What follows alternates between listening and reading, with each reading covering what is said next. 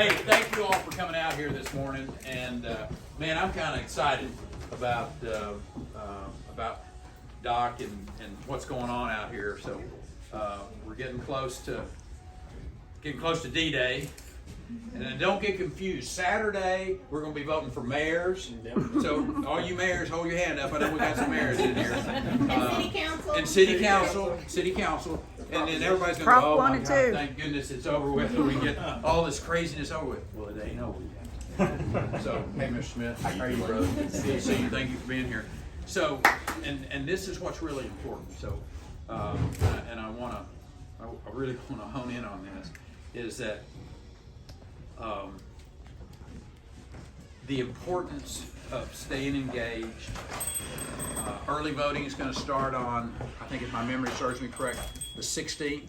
Right. That's about 2 weeks, and then we'll go till the 24th, which is election day, and this race for state representative, and you got a I think county commissioner race as well runoff, correct? I don't know whether you got any others or not. I just know those two because obviously Dr. Rogers and I've known each other for 40 years.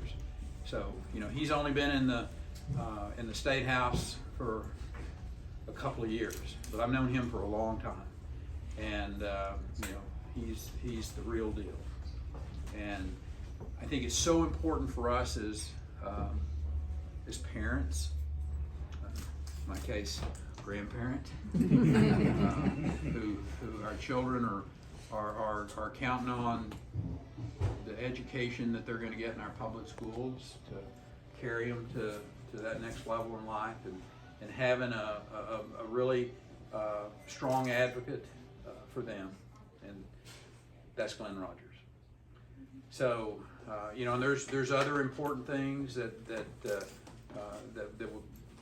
we deal with in this state, and we're blessed to live in the greatest state in the nation. I'm totally biased. God bless Texas. We do. And we got to that place because of a number of factors, least of which is not Texans are unique. But over the course of the last 20 years, Texas put in place, I tell people, I said, governing is not difficult. It's actually pretty easy. There are just a few things you have to be able to do. Don't overtax. Don't over-regulate. Don't over-litigate.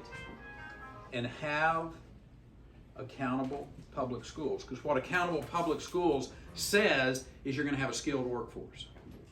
So the businesses who have either expanded here or have moved from somewhere else to be in this environment, they know that if they come here, you're not going to get overtaxed, over-regulated, over-litigated, and you're going to be able to find the men and women to fill the needs, skilled workforce, accountable public schools, right? Mm-hmm.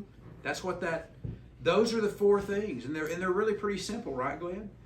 The hard part is finding men and women who are willing to go put in place things that don't allow for overtaxation, over-litigation, over-regulation, and have accountable public schools.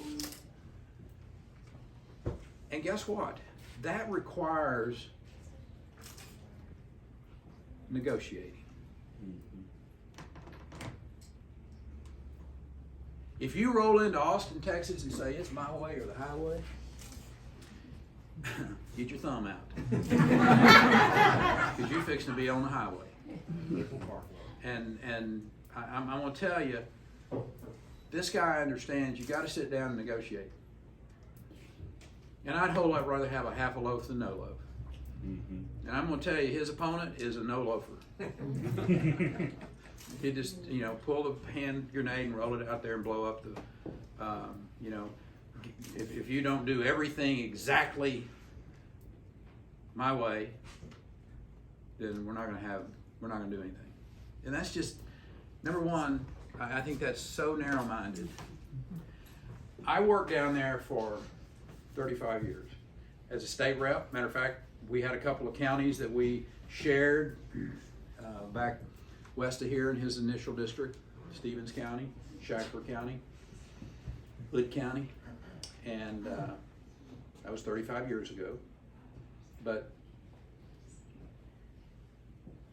being able to negotiate in good faith, and you're not going to get everything, you get everything you want in life. Yes, sir. Amen, sister. None of us do. And I think in the political world, for anybody to stand up and say, you know, there's some things that have been said about him that really irritate me. One is that he ain't for the Second Amendment.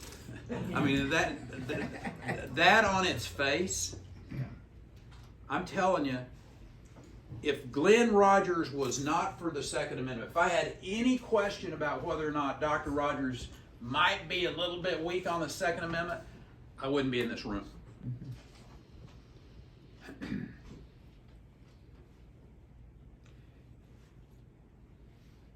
The things that have been said about him that are just patently false, tell me something. They tell me his opponent is willing to lie to you to get to be a state representative. And if he'll lie to you about him, he'll lie to you about the next thing. Okay? This ain't my first rodeo. I've seen this happen multiple times in my 35 years of being in public service. I hope, and listen, I get it. Just because Rick Perry's for somebody doesn't mean you got to vote because I say it. But I will point out that I know a little bit about that place. And that the results of the things that I had the opportunity to work on have been pretty good for Texas. I'm not going to tell you we got it all right 100% of the time. We didn't. But I think we did a pretty good job. And Glenn Rogers thinks like I think. He understands sometimes you can't get everything you want. But rather than just saying, you know, to heck with you, I'm out of here, and blowing up the whole process, you make the best deal you can make, and you go on to the next battle you're going to fight in life. And Glenn, I'm telling you, I've seen that out of you. I know your heart. I know your love of this state and your love of this area. And we need you. So the reason I'm kind of serious about this is that each of you have the ability to make the difference in this election. This is going to be all about turnout. After Saturday, the mayor's going to go, whew, man, but your work's not done. You're going to have to go remind people, hey, need you to go take your people to vote on that early voting period. On that, is the 24th, is that a Saturday? Tuesday. It's a Tuesday, yeah. I was about to say, I don't think that's on that Tuesday, you literally have to go be calling people, saying, hey, I really need you to go vote for Dr. Rogers. And because this is going to be a close race. Don't get confused about it. There's literally hundreds of thousands of dollars getting spent against him. This race isn't for sale. This seat's not for sale. I got outspent 4-1 when I ran for governor in 2002. There's a guy who is a gazillionaire, and he spent $80 million. $80 million. We spent 20. And we won by 18 percentage points. Partly because we had the right message and Texas trusted our vision. Same thing in this case. He's going to get outspent. But it can't buy your influence, Ron Smith. because of what you all will do, each of you collectively. That ain't for sale. So anyway, I'm excited about this area. Holy mackerel. Now you talk about you need somebody in Austin, Texas that understands about growth. Y'all notice it's kind of growing out here? You're going to have water issues, you're going to have road issues, you're going to have school issues. And you better have somebody in Austin, Texas that understands that we've got to be able to go in and talk to the governor, the lieutenant governor, the speaker, to get things done to address the infrastructure needs that we're going to have in this part of the state.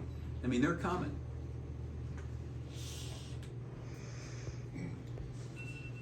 And if your state representative gave money to defeat the current governor or the current lieutenant governor, you think he's going to have a very good welcome? Just saying. His opponent gave money to beat Greg Abbott and to beat the lieutenant governor. I don't know if you know that or not, but you need to. That is a major, I will suggest to you, lack of judgment